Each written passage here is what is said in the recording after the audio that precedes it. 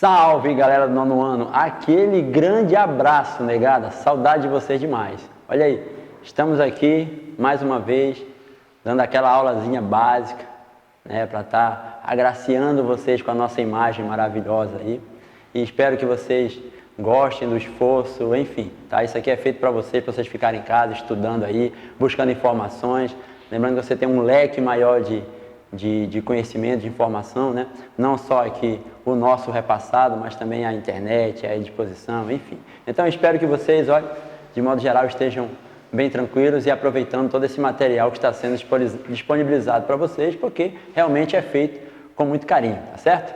Então, ó, dando continuidade aí ao nosso material, né, a nossa segunda unidade do segundo livro, no caso, a quinta unidade, aproveitando o que foi passado da unidade anterior, quando falava dos recursos naturais, né, tanto da Oceania quanto da Ásia e da Europa, principalmente, né, vocês observaram ali as formas de relevo, a geologia, a estrutura geológica, bacias sedimentares, enfim, tudo aquilo que compõe, né, o leque de informação a respeito desses três continentes aí. Lembrando que a Europa e a Ásia, né, vão formar aí juntos o supercontinente, né, o grande bloco de massa continental chamado Eurásia. Então, geralmente, a gente trabalha esses dois continentes aí que separados em termos culturais, né, em termos de sociedade, mas geologicamente eles são unidos. Então, a gente trabalha ele, quando a gente trabalha a geologia, a gente trabalha eles unidos, ok? Beleza, galerinha. Exploração dos recursos naturais da Ásia, Europa e Oceania. Aí na página 26 de vocês observam uma imagem que fala ali, aquela região do Nordeste da África, ali do Oriente Médio. Então, você nota, logicamente, que tem uma parte aí que está bem clara, né, mais visível, mais branca. Então, pensem com vocês aí, dá um pausezinho no vídeo aí e imaginem o que seria isso, né? O que é que está demonstrando aqui essa imagem para vocês aí, no livro de vocês. Beleza? Pensaram, pararam, visualizaram? Já tentaram entender? Então, isso aí são as cidades formadas, próximo a questões hídricas, né? Próximo ao rio, próximo à água, de modo geral, para você entender. Então, quando você observa isso, que a água, onde você tem nessa imagem as regiões mais iluminadas, mais visíveis, mais brancas, é onde você tem o aglomerado humano, né, a formação das cidades, você vai entender a importância da água para a sociedade, a importância da água para a humanidade. E a água nada mais é do que uma grande fonte, né, uma fonte de recursos naturais, aproveitado, logicamente, muito bem pela sociedade. As principais cidades do planeta, elas iniciaram, cresceram, né, se desenvolveram, lógico, às margens dos grandes de regiões hídricas, dos rios, dos lagos, dos mares, né, dos oceanos, enfim. Então, para você fazer uma reflexão aí nessa primeira imagem, e se você quiser até relacionar com o Brasil, as nossas principais cidades, elas eram nas margens, elas foram criadas, foram formadas às margens dos rios, às margens dos cursos hídricos, né? Além, logicamente, do grande litoral brasileiro, onde tem contemplado ali várias das capitais dos estados brasileiros. Só para você ter uma noção, para você visualizar a importância da água como bem, como fonte de energia aí para a sociedade, tá certo? Então, falei da água, por exemplo, eu posso utilizar a hidrelétrica, né, como fonte de energia, mas eu tenho várias outras, né? Eu tenho aqui a eólica, que é o vento, tenho a solar, tenho aqui do mar, tenho da onda, tenho geotérmica, tenho a biomassa, tá? Essas aqui são mais fontes renováveis, né? Mas você tem também as não renováveis, principalmente, né, que chega a ser algo muito conflituoso em todo mundo, você sabendo que as reservas de fontes energéticas, por não serem renováveis, tem um fim, né? Tem um final. Então aí, quem tem essa fonte, quem obtém esse material, passa a ser dono de um grande poder. E você vai entender esse grande poder, principalmente poder econômico. Principalmente poder econômico. O cara, ele tem lá as suas artimanhas e através dessa fonte, ele consegue ali vários recursos para vários capitais para estar aplicando em seu território, em seu país. Aí você vai entender isso aí, tá? Beleza, galerinha, objetivo, tá? Lembre-se sempre de detonar esse cara. Rabisquem, risquem, faça coraçãozinho, faça um X, aquilo que vocês acham, julgam não importante, mas detone o objetivo, beleza? Recursos naturais são todos os bens úteis encontrados na natureza, aqueles que têm valor econômico para a sociedade humana, ou seja, trata-se dos bens que são utilizados para a sobrevivência e bem-estar das pessoas. Observe aí que ele já cai no fator econômico em relação à fonte, ao recurso natural, que é justamente aquilo que prende a sociedade, né, que prende ali a humanidade, é justamente o que se pode tirar desse meio natural, do meio ambiente, da natureza. Claro, aparece aí desde a década de 60, 70, né, grupos, iniciativas que ainda bem defendem a questão ambiental, mas isso aqui, principalmente depois da Revolução Industrial, você tem a utilização dos recursos naturais de uma forma mais predatória, desgastante, né? Que para atender uma necessidade econômica é retirada da natureza, e isso, você sabe, tem que ter o maior cuidado, tem que fazer isso com sustentabilidade, tem que fazer isso com proteção ao meio ambiente, né? Para não, claro, não desgastar muito e ficarmos aí padecendo de uma, sei lá, uma situação mais desagradável em termos ambientais, né? Temos que ter a consciência de que isso é um bem natural e que está relacionado com a humanidade, né? Não precisa aí nós desgastarmos ou utilizar de uma forma muito predatória. Isso é até uma questão bem atual, né? Se você quiser se informar, se você quiser atualizar nesse contexto aí de sociedade e meio ambiente, né? A gente pode estar discutindo isso lá nas nossas aulas remotas, podem cobrar, enfim, tá beleza? Tranquilo.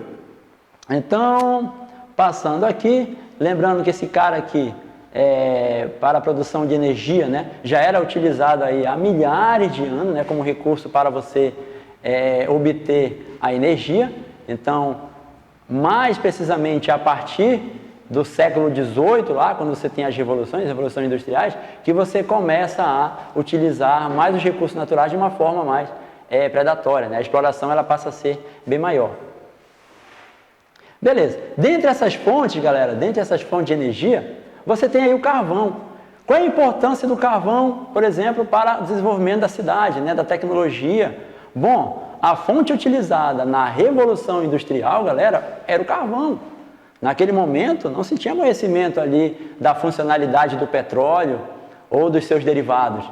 Então, o carvão ali na Inglaterra, principalmente no Reino Unido, né, as reservas carboníferas foram, vamos dizer assim, o ponto X para que você desenvolvesse toda a industrialização, desenvolvesse a máquina, né, o motor daquele momento, para gerar atualmente aí a tecnologia que está à disposição. Tudo, né, iniciou o processo mais elaborado de desenvolvimento tecnológico, iniciou aqui com essa fonte de energia, né, especificamente na Inglaterra, na Europa. Tá? Ali eu achei interessante aqui esse material do livro de vocês, eu vou até visualizar aí, já que não tem a página. Na página 28 é o seguinte, ó, o Vale do Ruhr, né, ali na Alemanha, foi a região mais propícia para as reservas carboníferas se desenvolverem. Aí vale a gente lembrar de um detalhe, como se dá a formação dessas reservas carboníferas, galera. Vocês vão lembrar o seguinte, lembra da nossa aula anterior? A gente falava, olha, você tem as cadeias montanhosas, né? Você tem ali as rochas. Essas rochas, elas sofrem erosão. Essa erosão, né, o desgaste desses sedimentos eram transportados.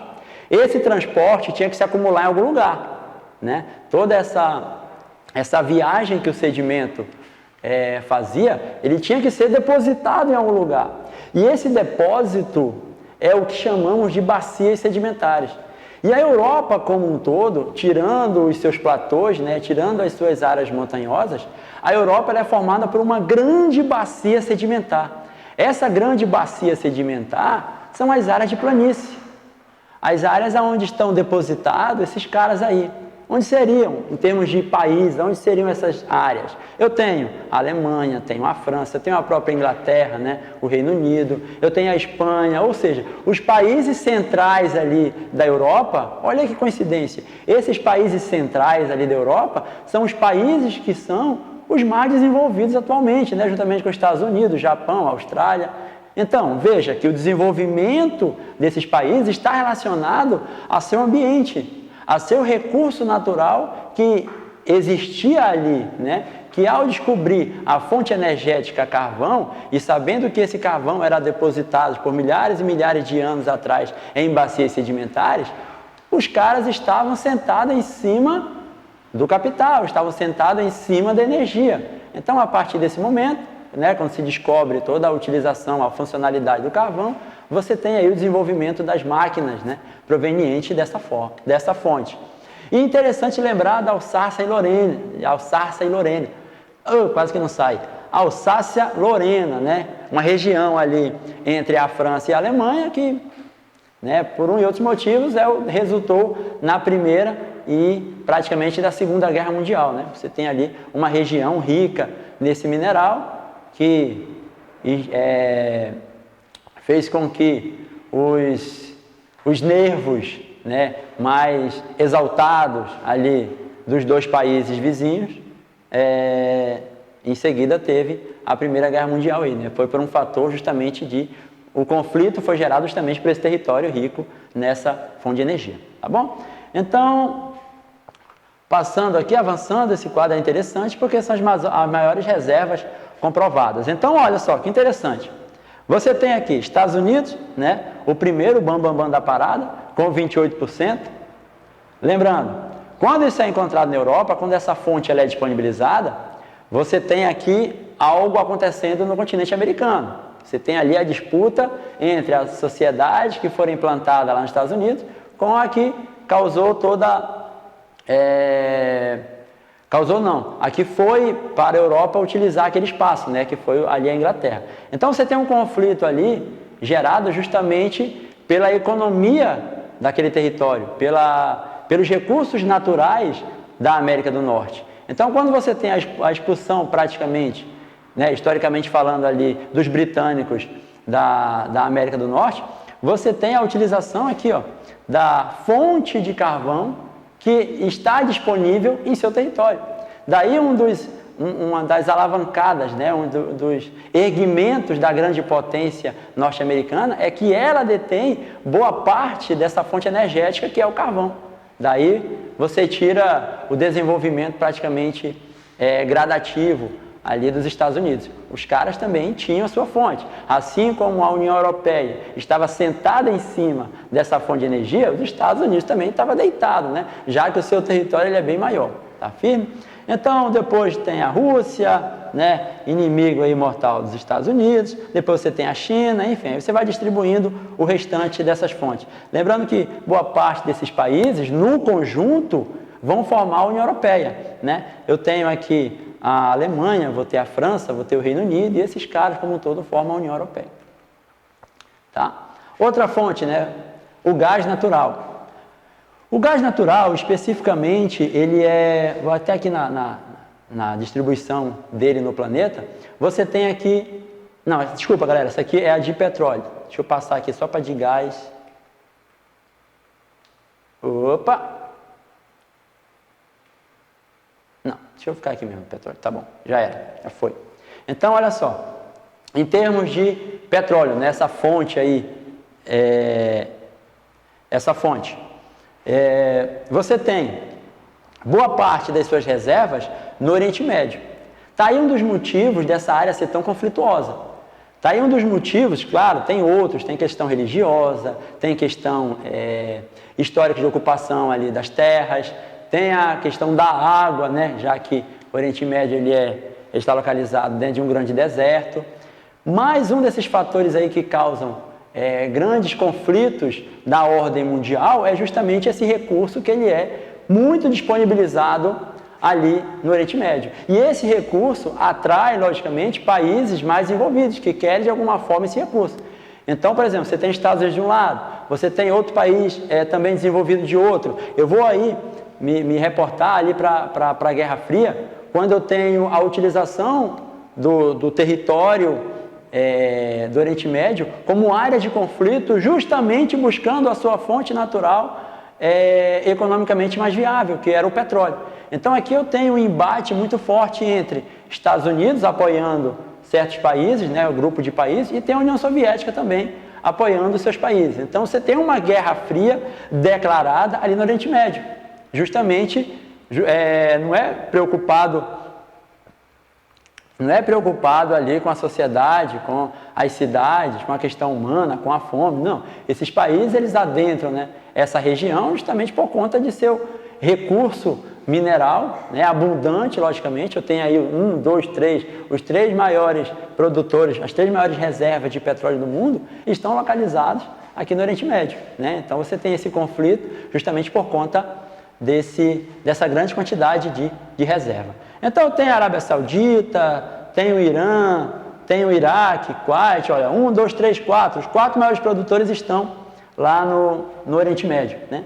Aí tem, olha, a Venezuela, o 6º do continente americano. A Venezuela é onde se tem a maior reserva desse recurso, né, do petróleo, tá bom? Aqui na Indonésia também, enfim. O importante é que esses caras, aí tá em roxinho aí, em lilás, esses caras juntos vão formar a OPEP, a Organização dos Países Exportadores de Petróleo. É uma grande organização, uma grande associação aí entre os países que tem as maiores reservas, justamente para controlar o valor desse petróleo, né? Porque se deixasse aí, como eles têm as maiores reservas, e os países detentores dos grandes capitais não têm essas reservas, então eles criaram esse grupo justamente para controlar o valor. Porque senão os Estados Unidos pagavam um valor mínimo, né, pelo recurso. Então a união entre esses países que formam a OPEP controlam o valor, fazendo com que ele não caia, fazendo com que o barril de petróleo seja sempre valorizado. Tá? Beleza. Aí isso aqui, ó, como eu falei, isso aqui é poder, né? A questão do recurso mineral em seu território vai gerar poder.